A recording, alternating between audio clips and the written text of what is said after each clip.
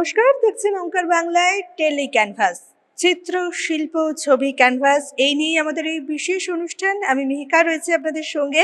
আর আজকে আমরা আবার চলে এসেছি একাডেমি অফ ফাইন আর্টসে। এখানে চলছে স্প্রেড গ্রুপ অফ আর্টের চিত্র প্রদর্শনী। হ্যাঁ, এই গ্রুপের এটা নাকি 22তম চিত্র প্রদর্শনী। আর গ্রুপ নিয়ে সবচেয়ে ইন্টারেস্টিং বিষয় কি জানেন? একদল ঝকঝকে আর্ট কলেজ পাশ করা তরুণ এই গ্রুপটা তৈরি করেছিলেন। আজকে তারা সবাই পরিণত শিল্পী। তাদের তুলির টান অত্যন্ত দক্ষ, অনেকের চুলে পাকও ধরেছে। তাদের জীবন, তাদের শিল্পী জীবন অনেকখানি লম্বা। সেই শিল্পী জীবনে অনেক গল্প রয়েছে, অনেক ওঠাপড়া রয়েছে, অনেক আবেগ রয়েছে। শিল্পর সাথে বিচ্ছিন্ন হয়ে যাওয়ার মতো মোড়ও এসছে, কিন্তু তারা শিল্পকে ছাড়েননি। শিল্পকে আঁকড়ে ধরেই তারা বাঁচছেন, শিল্পকেই তারা পেশা বানিয়ে রেখেছেন। তাই আজকের এপিসোডটায় শুধুমাত্র শিল্পীর গল্প না, হয়তো জীবনের গল্পও থাকবে। জীবনে বেঁচে থাকার রসদ কিভাবে বেছে নিতে হয়, কিভাবে জীবন যুদ্ধে নিজেকে স্টেডি রাখতে হয়, সেই কথাটাও আমরা কিন্তু জানতে পারবো। খুবই ইন্সপিরেশন যুক্ত একটা এপিসোড হতে চলেছে। তাই দর্শকদের অনুরোধ করব এপিসোডটা কিন্তু শেষ পর্যন্ত দেখতে। আর অবশ্যই শিল্পীরা আজকে আমাদের সঙ্গে রয়েছেন, চলুন একে একে তাদের কাছ থেকেই না হয় তাদের শিল্পী জীবনের গল্পগুলো আমরা জেনে নিই। এখন এই মুহূর্তে আমাদের সঙ্গে আমরা পেয়ে গেছি স্প্রেডের ফাউন্ডার মেম্বার শিল্পী প্রবাল রায়কে। নমস্কার স্যার, ওঙ্কার বাংলার পর্দায় আপনাকে স্বাগত। প্রথমেই প্রশ্নটা আগে গ্রুপ নিয়ে করি। তো এই স্প্রেডের পেছনের গল্প আর স্প্রেডের হিস্ট্রি একটু যদি দর্শকদের কাছে তুলে ধরা যায়। হ্যাঁ, প্রথমে ধন্যবাদ জানাই আপনাকে। আমরা ইন্ডিয়ান আর্ট কলেজ থেকে পাশ করেছিলাম এই 89 এরকম সময়। তারপর বিভিন্ন দেশে বিদেশে সব জায়গায় প্রচুর শো আমাদের হয়েছে। তো বন্ধুরা, ক্লাসমেটরা কয়েকজন মিলে প্ল্যান করলাম যে আমরা একটা গ্রুপ তৈরি করব। এত শো করছি আমরা আলাদা আলাদা করে বিভিন্ন গ্রুপের সঙ্গে, তো যদি একসঙ্গে করতে পারি, তো সেভাবেই তৈরি। তো আমরা 3-4 জন মিলে গ্রুপটা প্রথম তৈরি করি। সেটা বোধহয় 2006 এরকম প্ল্যান ট্যান হলো। 2007 আমরা প্রথম এই গ্যালারিতেই একাডেমিতে প্রথম শোটা করি। এটা আমাদের 22তম শো। আর আমাদের এই জার্নিটা হচ্ছে, আমরা সবাই মানে সিরিয়াস পেন্টার, বেশিরভাগ ফুল পেন্টার। তারা শুধু ছবিটাই আঁকে, আর তার সঙ্গে হয়তো কেউ ছোটখাটো কাজ টাজ করে অন্যান্য জায়গায়। আর আমাদের সেই জার্নিটা রেগুলার চলছে এবং দেশে বিদেশে অসংখ্য এক্সিবিশন। আমার নিজের ব্যক্তিগতভাবে 250 ওপর এক্সিবিশন করে ফেলেছি। প্রচুর কাজ, বিভিন্ন তার সঙ্গে কিছু আপনার হোটেলের কাজ হয়েছে, বিভিন্ন আর্ট গ্যালারির কাজ হয়েছে, বিভিন্ন অফিসের কাজ করেছি, হসপিটালে কাজ করেছি। রিসেন্ট যেমন আমি একটা কাজ করলাম রুবি হসপিটালে, ওখানে 8টা বড় অ্যাবস্ট্রাক্ট কাজ আছে, একেবারে রিসেন্ট করা। তো এরকম রেগুলার কাজেই আর কি, মানে ছবিটা ভালোবেসে করি, আর কিছু পারি না, ছবিটাই আঁকতে পারি। এরম একজন অভিজ্ঞ, দক্ষ এবং বিদগ্ধ শিল্পীকে যখন আমাদের সঙ্গে পেয়েছি, তখন তো তার তুলি ধরার গল্পটা না শুনলে এপিসোড ইনকমপ্লিট থাকে, তাই না? তো এই রং তুলির সাথে পথ চলার শুরুটা কিভাবে হয়েছিল? একেবারে ছোটবেলায় আমরা প্রচুর ভাই বোন। আমি মফস্বলের ছেলে, নন্দীগ্রামের আমার জন্ম। তো পটুয়াপাড়ায় মানে ছোটবেলাটা কাটতো। স্কুলের মানে এমন সময় হতো যে স্কুলের টিফিন টাইমের আধ ঘন্টাটাও চলে যেতাম ওখানে, পাশেই একেবারে। তো এরকম। আর তারপর বাড়িতে এসে ঠাকুর বানাতাম। আমার দাদা একটু ছবি আঁকতে পারতো, সেটা থেকে ইন্সপায়ার্ড হয়ে ছবি আঁকতে শুরু করলাম। এই তখনকার সময় ছোট ছোট ক্যামেলের ওই কেক কালার দিয়ে, একেবারে ক্লাস 1-2 থেকে। এবং তারপর স্কুলে তখন আমাদের তো সময়, আমি 78-এ মাধ্যমিক পাশ করেছিলাম। তো ওয়ার্ক এডুকেশনের প্রচুর কাজ হতো। এমন কাজের নেশা তখন পেলো আমাকে যে স্কুলে ওয়ার্ক এডুকেশনের হল ঘরের 4টে দেওয়ালে 2টো দেওয়াল আমার একার। তো তখন মানে সবাই বলতো যে আর্টের লাইনই যাবে। তো সেই করতে করতে চলে আসা, কলকাতায় এলাম, আর্ট কলেজে ঢুকলাম, ইন্ডিয়ান আর্ট কলেজে। ওই বেড়ে ওঠাটা কিন্তু ওই ছোটবেলা থেকে পুরো শিল্পটা মানে ছবিটা নিয়ে, কিন্তু তখন এখনকার ছেলেমেয়েরা যেমন কম মাস্টারমশাই পান, আমরা পাইনি। তো করতাম। মনে আছে তখন বাড়িতে ওই সোভিয়েত দেশ, সোভিয়েত এই রাশিয়ান পত্রিকাগুলো আসতো, আর্টের কিন্তু পরিচয় ওখান থেকে হতো। আর কিছু কিছু আমাদের ভারতীয় ম্যাগাজিন ট্যাগাজিন থেকে তো যা পেতাম, হ্যাঁ, ওইভাবে মানে ইনফ্লুয়েন্সড হওয়া আর কি প্রথম। আর মেনলি যে ম্যাগাজিনগুলো যেগুলো আসতো, সেই ম্যাগাজিনে যে ইলাস্ট্রেশন থাকতো ওগুলো দেখে খুব ভালো লাগতো, এরকম। তারপরে আপনার মনে আছে তখন ক্লাস 4-এ পড়ি, একটা লেলিনের ছবি আঁকবো, মানে বাড়িতে ছবি দেশ আসে, তো লেলিনের ছবি চুলগুলো সব কালো কালো হয়ে আছে আলকাতরার মতো, ওই যে লাইট অ্যান্ড শেড এগুলো জানতাম না তো। তো পরে তখন ওইভাবে এঁকে খুব মানে কষ্ট হচ্ছিল যে কি করে এটাকে উত্তরণ করা যায়। তারপর যখন আর্ট কলেজে কলকাতায় এলাম, কলকাতায় এসে প্রাইভেট একটা চিত্রাংশু বলে, যেখানে প্রচুর শিল্পী সেখান থেকে বেরিয়েছে, মানে মানে ভীষণ সিরিয়াস একটা স্কুল, রাজা বসন্ত রায় রোডে, দক্ষিণ কলকাতায়। ওখানে ঢুকলাম, ওখানে মাধব ভট্টাচার্যের কাছে স্কাল্পচার করতে এলাম। মাধব ভট্টাচার্য খুব ভালো স্কাল্পচার ছিলেন, আমার গুরুদেব, উনি খুব বিখ্যাত শিল্পী। তো ওনার কাছে ভাস্কর্য শেখা এবং আর্ট কলেজের এই ছবি আঁকাটা শেখা শুরু করলাম ওখানে। তারপর ওখান থেকে আর্ট কলেজের চান্সও পেয়ে গেলাম, নাইটিস পেয়ে গেলাম। তো সারাদিন আর কি মানে ওই চিত্রাংশুতে ছবি আঁকা, চিত্রাংশ শেখা, প্রেম করা, সবই ওখানেই হলো। আর্ট কলেজে চলে গেলাম, 5 বছর ওখানে আর্ট পেন্টিং নিয়ে। তো এইভাবে বেড়ে ওঠাটা পুরো। সুন্দর গল্প। আর শিল্পীর জীবন সবসময় খুব রঙিন থাকে, অনেক রকম রং থাকে, অনেক রকম ওঠাপড়া থাকে, সেইটার হিন্টটা খুব ভালো রকম কিন্তু আমরা পেয়ে গেলাম। তো এই একদিকে জীবনের রঙের কথা বলতে বলতে কিন্তু ইতিমধ্যে পেছনে দর্শকদের নিশ্চয়ই চোখ পড়ে গেছে অসাধারণ কিছু রঙিন ছবির দিকে। প্রথমেই ছবিতে যেটা চোখে আটকাচ্ছে যে একদম অন্য রকম একটা স্টাইল, একটা সিগনেচার স্টাইল। তো সেই আর্ট কলেজ পাশ করে বেরোনো ছেলেটা এই সিগনেচার স্টাইলটা তৈরি করে ফেললো, এই জার্নিটা কেমন ছিল? এটা এটা একটা মানে লম্বা প্রসেস। তো ওটা আমার মাস্টারমশাই প্রথম শিখিয়ে দিয়েছিলেন ওই মাধব ভট্টাচার্য। যখন স্কাল্পচার করতাম তখন কলকাতাতে রোদ আইল্যান্ড মানে ওনার কাজ এক্সিবিশন দেখলাম, হেনরি মুর এলো। তো ওইসব যখন দেখতাম তখন নিজেদের কাছে খুব ছোট লাগছে, কি হচ্ছে আর আমরা কি করি। তো স্যার বলতেন দেখে যাও, সব দেখবে, নিজে নিজের চেষ্টা করবে।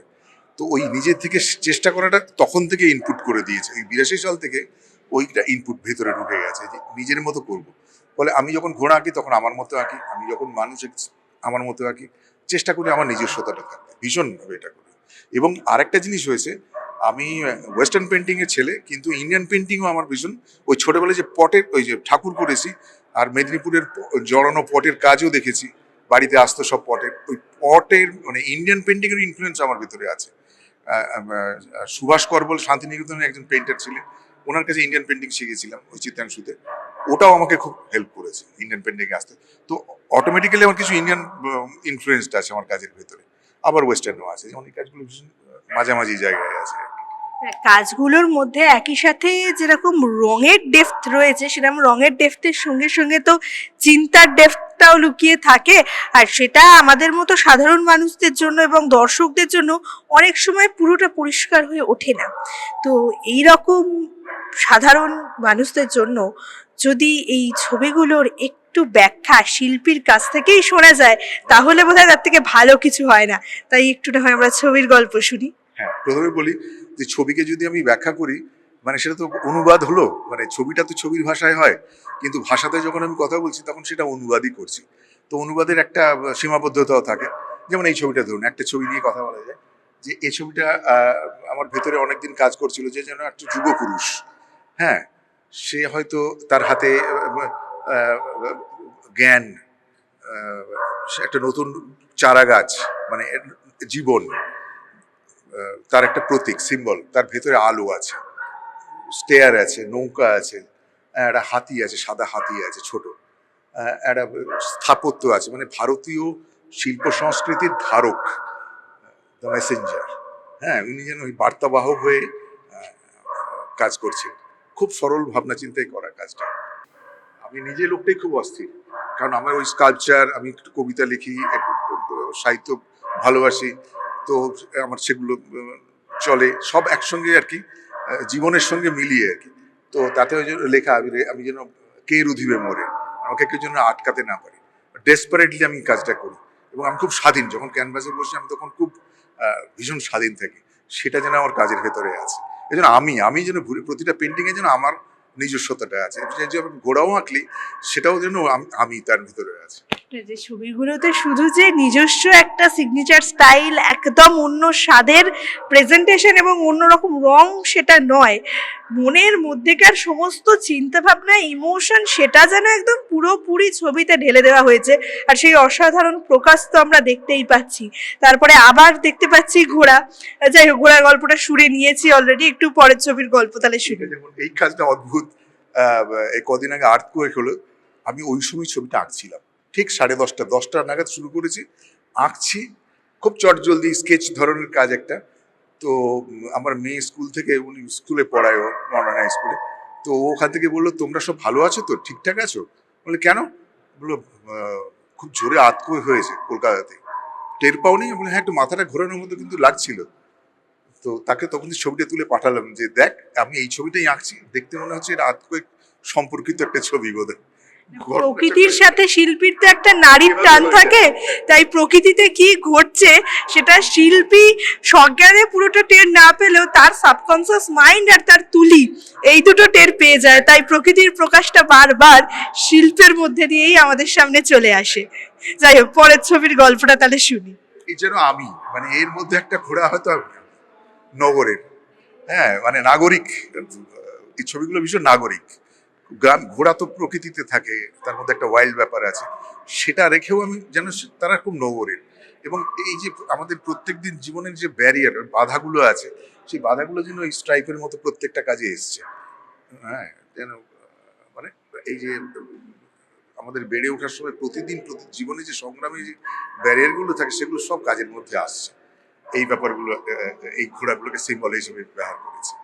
আর এই আগের সিরিজে, জাস্ট এই এক্সিবিশনে এই বছরই শো হয়ে গেছে, সেখানে খুব বড় বড় ঘোড়া ছিল, ভাস্ট সেগুলো। এখানে খুব ছোট প্রেমের গল্প, একটু মিষ্টি কাজ, এগুলো সেই বড় কাজগুলো এখানে দিইনি। এই সিরিজটা একটু মিষ্টি প্রেমের কাজ আর কি। মিষ্টি প্রেম, কিন্তু নাগরিক জীবন সেটাকে আবার একটা চার দেওয়ালের গণ্ডির মধ্যে আটকে দিয়েছে। বেশ, একই দিকে নাগরিক জীবন, আবার প্রকৃতির আভাস, আবার প্রেম, সব মিলে কিন্তু এপিসোডটা খুব জমজমাট হয়ে উঠেছে। তবে এর মাঝখানে দুটো ছবি একদম অন্যরকম ঠাউর হচ্ছে চোখে, সেগুলো নিয়ে যদি একটু গল্প শোনা যায়। ওই আমি প্রথমে আলোচনা করেছিলাম যে ইন্ডিয়ান মাইথোলজি, ভারতীয় রীতি আমার ভিতরে কাজ করে। তো এই সিরিজের কাজ প্রচুর করেছে, দুর্গা সিরিজের কাজ করেছি, তার একটা এক গ্যালারিতে যাতে স্পেস থাকে না, একটা ছবি এখানে রেখেছি। বুদ্ধটাও তাই, মানে ওই ওই খুব রঙিন আর কি, মানে ভাবনা চিন্তা, মানে অনেকের কিছু কিছুর ভেতরে যেন শান্ত সৌম্য একটা ব্যাপার আর কি। ওই ব্যাপারটা যেন আমার কাজের, মানে এই কাজগুলোর ভেতরে খুব মিষ্টি ছবি, রঙিন ছবি, তার সঙ্গে গভীর ভাবনা চিন্তার ছবি, আবার নাগরিক জীবনের মধ্যে থেকে প্রকৃতির বেদনা, সব কিছু রকম ছবিরই গল্প শুনলাম, অনেকখানি জানলাম, শিল্পীর গল্পও শুনলাম। তবে এই এতগুলো ছবি দেখার পর যে প্রশ্নটা না করলে নয়, কোন মিডিয়ামটার, কোন জোনারটা সবচেয়ে পছন্দ? আমার সবসময় পছন্দ স্কাল্পচার, কিন্তু আমি প্র্যাকটিক্যালি প্রচুর স্কাল্পচার করেছি দেশে বিদেশে, ললিত কলাতে আমার কাজটা সমস্ত বিভিন্ন জায়গায় আছে। কিন্তু আমি তারপরে একটু শারীরিক কারণে হওয়ার জন্য সেখান থেকে, স্কাল্পচার থেকে সরে এলাম। পেন্টিংটা তো বরাবরই করতাম, তো পেন্টিংয়ে শিফট করে গেছিলাম 2000 সাল থেকে, মানে প্র্যাকটিক্যালি এই শতাব্দীতে। ওই সেঞ্চুরিতে স্কাল্পচার করেছি, এই সেঞ্চুরিতে পেন্টিং। মানে স্কাল্পচারগুলো কিরকম ছিল, আমি যখন কলকাতায় সার্ভাইভ করছি, যখন একা থাকি, তখন ওই আমার খাটের অর্ধেক থাকতো স্কাল্পচার আর আমি, মানে সহবাস, স্কাল্পচারের সঙ্গে আমার সহবাস ছিল। এখন পেন্টিং এর সঙ্গে হয় গোটা ঘর জুড়ে পেন্টিং, তার মাঝে আমি থাকি। শিল্পের সাথে শিল্পীর সহবাস না হলে এত অসাধারণ প্রকাশ বোধহয় সম্ভব হয় না। তো এত লম্বা দিন কাটিয়ে এলেন, শিল্পী জীবন, অনেক গল্প, অনেক স্মৃতি, এবং এত রং নিয়ে চর্চা করতে করতে চুলে পাক ধরেছে।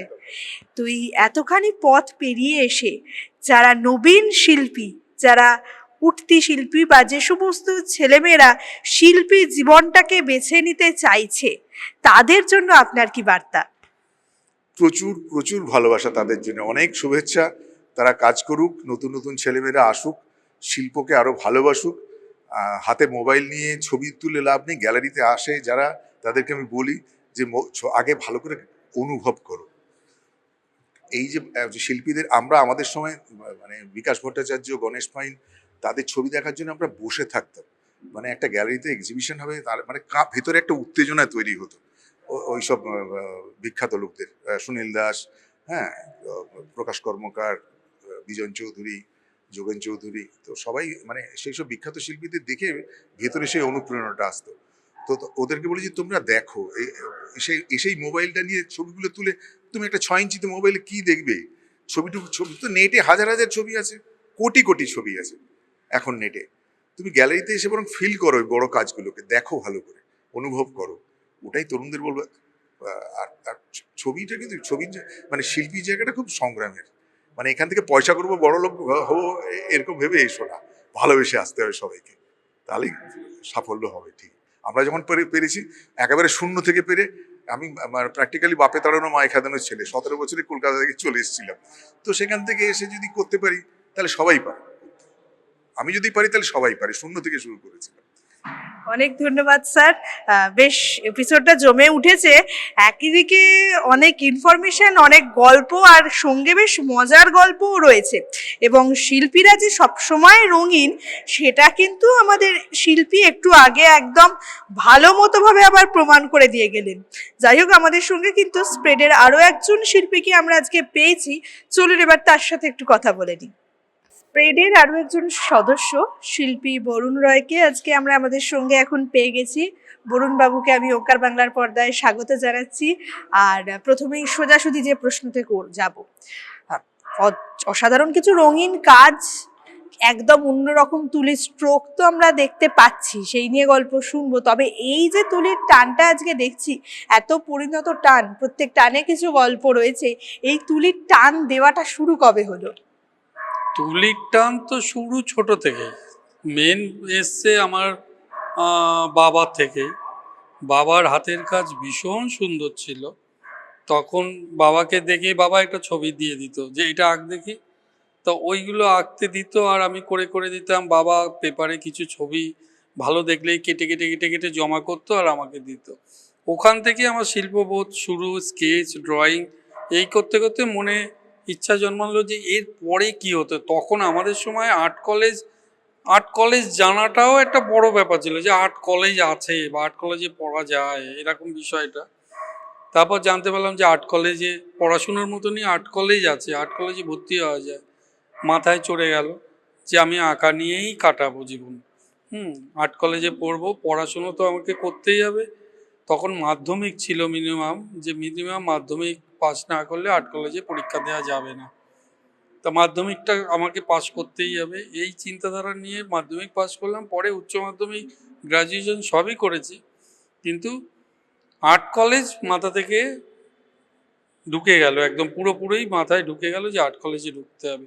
ওখান থেকেই শুরু। তারপরে তো কথাতেই আছে যে একটা জঙ্গলের মধ্যে দিয়ে কন্টিনিউ যদি আমি যেতে থাকি তো সেখানে একটা রাস্তা তৈরি হয়ে যায়। তা এখন হয়তো আমি একটু পথ বা রাস্তা দেখতে পাচ্ছি, বা ভালো লাগা, ভালোবাসা আরও প্রচুর বেড়ে গেছে। আরও কিছু করতে চাই, আরও কিছু আঁকতে চাই। এখন দেখছি আমি অনেক কিছুই জানি না, আরও কিছু জানতে হবে। আরও যত পথ যাচ্ছি আরও যেন মনে হচ্ছে যে আরও কত কিছু রয়েছে যার মধ্যে আমরা এখনও সেরকমভাবে ইনভলভই হতে পারিনি। আরও ইনভলভ হতে চাই। পুরো জীবনটাই, বাকি জীবন যেটুকু আছে এই আর্ট নিয়েই কাটাতে চাই, এবং আরও কিছু যদি সৃষ্টি করতে পারি এটাই আমার পাওয়া। এই নিয়েই লাইন শুরু, এই নিয়েই কাজ, এই নিয়েই আমি ফুল টাইমার, এই নিয়েই আমি জীবন ধারণ করি। এই প্রসঙ্গে কিন্তু দর্শকদেরকে একটা কথা না জানালেই নয়। এই যে বরুণবাবুর মতো একজন শিল্পী, যিনি প্রতিষ্ঠিত শিল্পী, মনে প্রাণে শিল্পী, পেশাদার শিল্পী, তিনি এক্ষুনি একটা কথা বললেন যে রোজই মনে হয় যে কিছুই জানি না, শেখা অনেক বাকি, আরও শিখতে হবে। এটা কিন্তু খুব ইন্সপায়ারিং একটা লাইন। আমাদের অনেকের অনেক কিছু নিয়ে আমরা মনক্ষুণ্ণতায় ভুগি, যে এটা আমাদের আর শেখা হলো না, এটা আর এ জীবনে করা হলো না। তাই এই জায়গা থেকে কিন্তু আমরা ইন্সপিরেশনটা নিতেই পারি যে শেখার তো শেষ নেই, শেখার বয়সও নেই। যেটা শেখার ইচ্ছা ছিল, যেটা ভালো লাগতো, সেটার দিকে কিন্তু আমরা আবার ঘুরে দাঁড়াতে পারি। নতুন করে জীবনের যে কোনো স্টেজ থেকে শেখাটা শুরু করতেই পারি, দিয়ে সেই জায়গায় বলা যায় না আমরা সাইন করে যেতেও পারি। যাই হোক, আমরা এই দিকে কথাবার্তাটা আরেকটু এগোই। তো এখানে তো দেখতে পাচ্ছি আপনার একদম নিজস্ব স্টাইলে অন্যরকম স্ট্রোকে কাজ। তো এই স্টাইলটা তৈরির পেছনে কিরম গল্প রয়েছে, মানে হঠাৎ এইরকম স্টাইল তৈরি করার চিন্তা ভাবনা মাথায় কোত্থেকে এলো? স্টাইল তো ওরকম ভাবে আসে না। একটা স্টাইল হতে অনেকগুলো সিঁড়ি অতিক্রম করতে হয়। আর একটা কালচার আমাদের মধ্যে রয়েছে, যেটা হচ্ছে আমাদের ইন্ডিয়ান পেন্টিং। ইন্ডিয়ান পেন্টিং, সেই কালচার বোধ আমাদের মধ্যে কিছুটা কিছুটা কি ম্যাক্সিমামটাই আমাদের মধ্যে একটা কাজ করে। সেই সঙ্গে ওয়েস্টার্ন পেন্টিংয়ের ছবিও আমরা ছোটোর থেকে দেখে এসেছি, তাদের কাজ।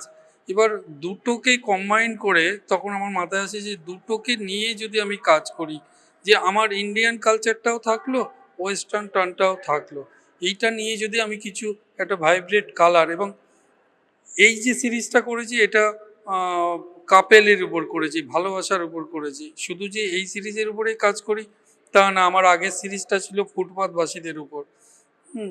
তা কালার নিয়ে খেলতে আমার খুব ভালো লাগে। আর এই কালার নিয়ে খেলতে খেলতে এবং লাইন স্ট্রোক দিতে দিতেই নিজস্ব একটা না লাইন পাওয়া যায়। একটা টোটাল ছবিতে দেখা যায় যে কোনো একটা পোর্শন খুব সুন্দর লাগছে, এবং কোনো একটা পোর্শনে সবাই এসে বাহবা দিচ্ছে। সবাই এর বদলে ভালো কিছু আর্টিস্ট যখন বলে যে বলুন তোর এই জায়গাটা না খুব সুন্দর, তুই না এই জায়গাটাকে নিয়ে একটু চিন্তা ভাবনা করিস, তো এই জায়গাটা যদি টোটালটার মধ্যে বিস্তার করতে, এইগুলো মাথার মধ্যে আসতো যে এইটা যখন মানুষের মধ্যে ভালো লাগছে এবং আমার নিজেরও ভালো লাগছে, এইভাবেই লাইন স্ট্রোক নিজের স্টাইল পাটে পাটে আসে। এখনও যে আমি একটা জায়গা থিতু হয়েছি তা না, এখনও কিন্তু চর্চা চলছে, এখনও আরও ভাঙতে চাই কাজ, আরও অ্যাবস্ট্রাকশনের সঙ্গে সেমি রিয়েলিস্টিক কাজ, কালার নিয়ে খেলা। আমার কালার নিয়ে খেলতে ভালো লাগে। হ্যাঁ, কালারের মধ্যে যেন আমি একটা জীবন পাই। শুধু কালো সাদাতে যে ছবি হয় না বলবো না, প্রচুর ছবি হচ্ছে বা ফোটানো যায়, কিন্তু তার মধ্যে কালার নিয়ে, সমস্ত কালার নিয়ে কাজ করার মধ্যে যেন আমি যেন বেশি ভালোবাসাটা খুঁজে পাই। বিশেষ করে এই কাপেলের কাজে যেন আমি বেশি ওই ব্যাপ্তিটা ঘটাতে চেয়েছি। হ্যাঁ, এইভাবেই শুরু, শেষ কোথায় হবে জানি না। না, শিল্পীর কখনো শেষ হয় না, শিল্পীর অবসরও কিন্তু হয় না। শিল্প তো চলমান বিষয়, আর শিল্পীর চিন্তা ভাবনা কিন্তু চলে না, ছুটতে থাকে সব সময়। তাই জন্য শিল্পীর শেখার যেরকম শেষ থাকে না, শিল্পীর এগিয়ে যাওয়ারও শেষ থাকে না, আর শিল্পীর নতুন করে নিজেকে আবিষ্কার করারও বোধহয় শেষ থাকে না। তো এই রঙের খেলার গল্প শুনলাম বেশ। আর সবচেয়ে বেশি বিষয়টা হচ্ছে যে চোখের সামনে অসাধারণ ছবিগুলো রয়েছে, আর দর্শকরাও আশা করি খুব বেশি অপেক্ষা করে থাকতে পারছেন না ছবির গল্প শোনার জন্য। আর আমারও এই অপেক্ষাটা একেবারেই পোষাচ্ছে না। তো যাই হোক, আগে ছবির গল্পটা এবার শুনে নিই, তারপর না হয় আরও প্রশ্ন উত্তরে যাব। তো শিল্পীর তো প্রত্যেক ছবির পেছনেই কিছু ব্যক্তি থাকে, কিছু কথা বলার থাকে, যেগুলো আমরা সাধারণ চোখে বুঝে উঠতে পারি না। তো এই ছবিগুলোর পেছনের গল্প একটু একটু করে যদি দর্শকদের জন্য তুলে ধরা যায়। বেসিক্যালি ছবির এই যে সাবজেক্টগুলো এটা করেছি, ভালোবাসার সঙ্গে আমাদের কিন্তু অতপ্রতভাবে কৃষ্ণ জড়িয়ে রয়েছে। কৃষ্ণই কিন্তু আমাদের হিন্দু পরিবারে, হিন্দু গোষ্ঠীটাকে ভালোবাসা কি সেটা বোঝানোর চেষ্টা করেছে। তা আর কৃষ্ণ একটা ভালো সাবজেক্ট টোটাল। হ্যাঁ, তা শুধু যে এখানে কৃষ্ণই করেছি তা না, কিছু কৃষ্ণের এফেক্ট রেখেছি, এবং মানুষের মধ্যেই কৃষ্ণ বা মানুষের মধ্যেই ভালোবাসা। সেই মানুষ, আমি যেমন পরের ছবিগুলোর মধ্যে কিছু আছে, আমি তাদের কোনো কোনো অলংকার পরাইনি, মানুষের মধ্যেই তাদের ভালোবাসা বা তাদের কৃষ্ণের এফেক্টটা বোঝানোর চেষ্টা করেছি, যে মানুষই শেষ কথা, এবং মানুষের মধ্যেই কৃষ্ণ লুকিয়ে রয়েছে, ভালোবাসা লুকিয়ে রয়েছে। সেই ব্যাপারটাকেই আমি বোঝানোর চেষ্টা করেছি। এবং এখন যে সমাজ চলছে, আমি সমাজ সম্পর্কে খুব কম বুঝি, তবুও বলি আর কি, নিজের পরিবার দিয়ে বলছি বা আনুষঙ্গিক বন্ধু বান্ধব, ওঠা বসা সমস্ত কিছু এই ভালোবাসার ব্যাপারটা খুব সাংঘাতিক। ভালোবাসার সাংঘাতিক বলতে এক একটা পার্টে এক এক রকম ভালোবাসা, এক একটা সময়ে এক এক রকম ভালোবাসা। এই ভালোবাসার ডেফিনেশন দেওয়া খুব শক্ত। সেখানে দাঁড়িয়ে আমি ওই এক থ্রুতে সোজা চলে গেছি কৃষ্ণের কাছেই, যে উনি যে বক্তব্যটা বলতে চায় সবাইকে, এবং ওনার লেখা বা ওনার যে বাণীগুলো যদি আমরা শুনি, আমার আমি যে সবসময় শুনি বাণী তা না, আমার শোনা পড়ে আমার ওয়াইফ কৃষ্ণ ভক্ত। এবার সেই থ্রুতে ওয়াইফ যত ওইগুলো শোনে, আমি সবসময় যে বসে শুনছি তা না, ওয়াইফের কাছ থেকে কিছু কিছু জানতে পারি, বুঝতে পারি, রিয়েলাইজ করি। তা ওই কৃষ্ণের ভালোবাসাটাকে মানুষের মধ্যে ছড়িয়ে গেলে মনে হয় হিংসা, বিবাদ, মারামারি, কাটাকাটি এইগুলো অনেক কমে যাবে। এর জন্য এই সাবজেক্টটা, আমি আগেও বললাম যে আমি শুধু এই সাবজেক্ট নিয়েই ছবি আঁকি না, এর ঠিক আগের পার্ট সাবজেক্টটা মানে এক্সিবিশনের আমার সাবজেক্ট ছিল। রিসেন্ট আমার আইফ্যাক্সে ছবি সিলেকশন হয়েছে অ্যানুয়ালে, সেখানেও আমার ওই ফুটপাথবাসী, নীল আকাশের নিচে এই পৃথিবী, হেমন্তের এই গানটার উপর আমি ছবিটা এঁকেছি। যে প্রচুর মানুষের খাবার জোটে না এখনও আমাদের ভারতবর্ষে। প্রচুর ছোট মানুষেরা তারা রাস্তায় ঘুরে ঘুরে বিভিন্ন কাগজ কোড়ায়, বিভিন্ন কাজ করে, রাতে তাদের শোয়ার জায়গা নেই, কুকুর বিড়ালের সঙ্গে শুয়ে রয়েছে। তো এই সাবজেক্ট নিয়েও আমি ছবি আঁকি, সেখানেও কিন্তু ভালোবাসা, একটা কুকুরের সঙ্গে একটা মানুষ, তার ভালোবাসা, এই আমার সাবজেক্টের মধ্যে ভালোবাসার ব্যাপারটা জড়িয়ে থাকে। সেটা খুব কাপেল হিসাবে হোক, আর মানুষের সঙ্গে প্রকৃতির হোক, মানুষের সঙ্গে পশুর হোক, ভালোবাসার সাবজেক্টটাকে নিয়েই আমি ছবিটা আঁকি বেসিক্যালি। খুব সুন্দরভাবে কিন্তু আবেগ, জীবনের মূল্যবোধ, সমস্ত ইমোশন এবং জীবনের বিভিন্ন ছোটোখাটো বিষয়, আশেপাশের অনেক কিছু যেগুলো আমাদের চোখে পড়ে না, প্রকৃতির সাথে মানুষের সম্পর্ক, মানুষের সাথে মানুষের সম্পর্ক, মানুষের সাথে প্রকৃতির অন্যান্য জীবেদের সম্পর্ক, এই নিয়ে কিন্তু খুব সুন্দর একটা ব্যাখ্যা, খুব সুন্দর একজন শিল্পীর দৃষ্টিকোণ থেকে আমরা শুনলাম। তো একটা প্রশ্ন না করে থাকতে পারছি না, এই যে এত বছর ধরে শিল্প চর্চা করছেন এবং এটাকেই পেশা হিসেবে বেছে নিয়েছেন, তো এই মুহূর্তে দাঁড়িয়ে তো সমাজের সমস্যার কথা তো আপনি বললেনই, এবং অনেক কিছু সমস্যা, তার মাঝখানে বর্তমান সময়ে দাঁড়িয়ে একজন শিল্পীকে ঠিক কি কি স্ট্রাগেলের মধ্যে পড়তে হচ্ছে? স্ট্রাগেল বলতে আমাদের মেন স্ট্রাগেল যেটা হয়, অর্থনৈতিক স্ট্রাগেলটা খুব চলে আসে। সেটা হচ্ছে কলকাতা বলুন, আমরা বাইরেও দেখছি, দিল্লি বলেন, আমাদের যেগুলো সব জায়গায় যে এক্সিবিশন করতে যাই, দিল্লি, বোম্বে, ব্যাঙ্গালোর, হায়দ্রাবাদ, হ্যাঁ, তা বিক্রির ব্যাপারটা খুব শক্ত। এবং বিক্রির ব্যাপারটা শক্ত বলতে অনেক আর্টিস্ট বলবে ভালো ছবি আঁক, ঠিক বিক্রি হবে। প্রত্যেক ছবিরই কাস্টমার আছে, বায়ার্স আছে। বায়ার্স ঘুরতে ঘুরতে ঘুরতে ঘুরতে যখন আমার কাছে আসবে তখনই এটা কিনবে, সে এখনো ঘুরছে। তা সেরকমই অর্থনৈতিক ব্যাপারটা আমরা খুব চাপে পড়ে যাই, কারণ এর জন্য আমাদের কি করতে হয়, সাইডে টিউশনি করতে হয়। যে ইনকাম তো আমার দরকার, তা নাহলে আমি রং কিনবো কী করে, সংসার চালাবো কী করে, আর ক্যানভাস কিনবো কী করে, বাকি সমস্ত কিছু। এই স্ট্রাগল পিরিয়ডটা চলে, এই স্ট্রাগল পিরিয়ডটা আমাদের খুব চলে। তবে আমার পার্সোনাল লাইফের আমি যদি বলি, আমি এই স্ট্রাগল লাইফ মানে কলেজ থেকে 95-এ বেরিয়েছি, 90-র ব্যাচ। প্রচুর স্ট্রাগল গেছে, প্রচুর। তখন সাংসারিক ব্যাপার বলতে গেলে অনেক কিছু বলার, তখন কেউ চাকরি করতো না, আমার দাদাও চাকরি করতো না, কিছু না, ওই পার্টটা আমি বাদই দিলাম। প্রচুর স্ট্রাগল, প্রচুর। তখন ঘুরে ঘুরে টিউশনই করতে হতো। এই টিউশনি করতে গিয়ে বরুণকে মোটামুটি সবাই চিনে গেল যে এই ছেলেটা না ছবি আঁকে। তখন মধ্যমগ্রামে, আমি মধ্যমগ্রামে থাকি, মধ্যমগ্রামে হাতে গুনে বলা যেত যে কয়জনকে পাওয়া যায় ছবি আঁকে। হ্যাঁ, এখন শয়ে শয়ে, প্রচুর স্কুল, প্রচুর। তা বরুণ রায়কে মোটামুটি আর কেউ না চেনে, মধ্যমগ্রাম চত্বরটা চেনে, এবং মধ্যমগ্রাম চত্বরটা চেনাতে বেশ কিছু স্টুডেন্ট আমার কাছে আঁকা শিখতে আসে।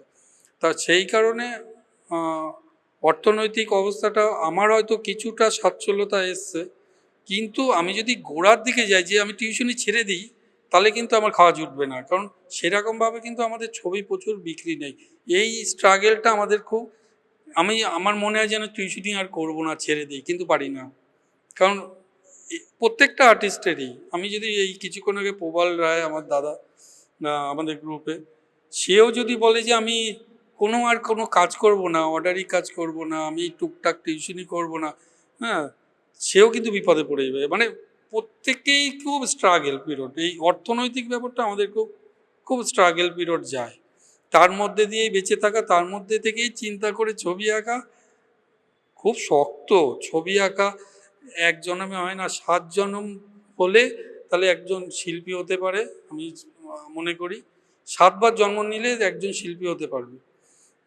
তাছাড়া শিল্পী হওয়া এত সহজ না। আমি নিজেকে শিল্পী বলি না, আমি চালাচ্ছি চেষ্টা, হ্যাঁ, চেষ্টা চালিয়ে যাচ্ছি। যেখানে আমি করব, তবে ভালো আরও ছবি আঁকবো, ভালো ছবি দেখাতে চাইছি। হ্যাঁ, আমি তুলনামূলক স্ট্রং, এখন অর্থনৈতিক দিক থেকে একটু স্ট্রং হয়েছি। প্রচুর ছবি আঁকবো, আপনাদের দেখাবো আশা করি। এছাড়া আর কি বলবো। অনেক ধন্যবাদ বরুণ বাবুকে।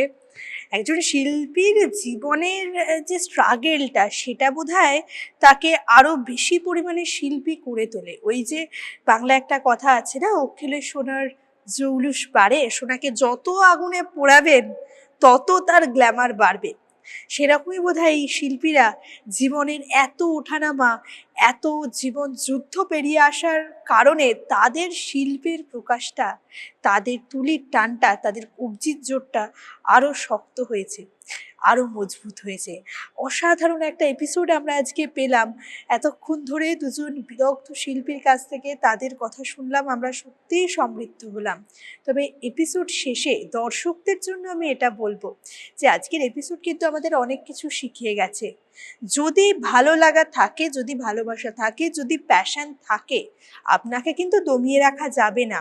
আপনি শত কষ্টের মধ্যে থেকেও নিজের ভালো লাগাটাকে নিজের জীবনের বাঁচার উৎস বানিয়ে ফেলতে পারবেন। তো আজকের মতো টেলিক্যানভাস এই পর্যন্তই। সবাই খুব ভালো থাকুন আর দেখতে থাকুন ওঙ্কার বাংলা। নমস্কার।